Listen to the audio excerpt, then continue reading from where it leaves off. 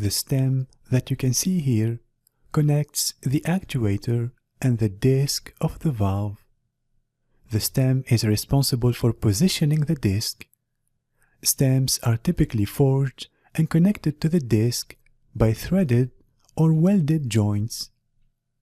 For valve designs requiring stem packing or sealing to prevent leakage, a fine surface finish of the stem in the area of the seal is necessary.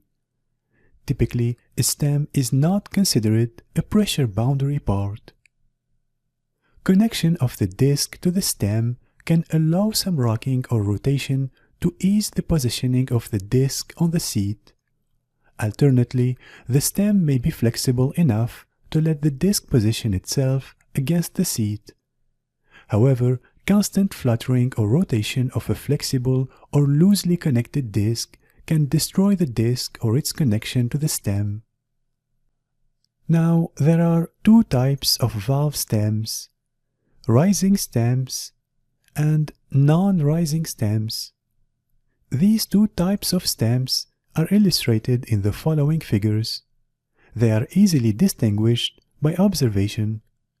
For a rising stem valve, the stem will rise above the actuator as the valve is opened. This occurs because the stem is threaded and mated with the bushing threads of a yoke that is an integral part or is mounted to the bonnet. Take a look at the following 3D animation. It shows a typical rising stem valve.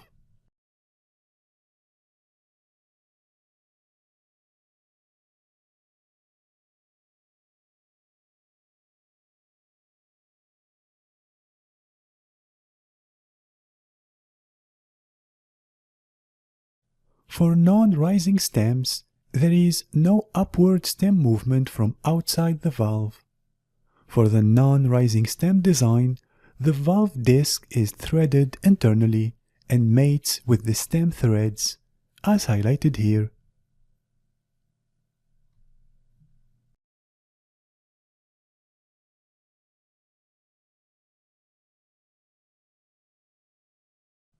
Valve actuators will be discussed in detail in a dedicated section. In this video, we will describe briefly the main principles and operation of an actuator. The actuator that you can see here operates the stem and the disc assembly.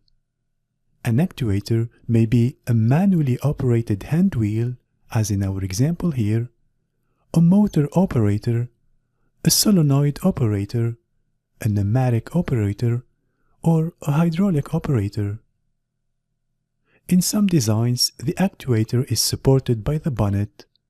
In other designs, a yoke mounted to the bonnet supports the actuator.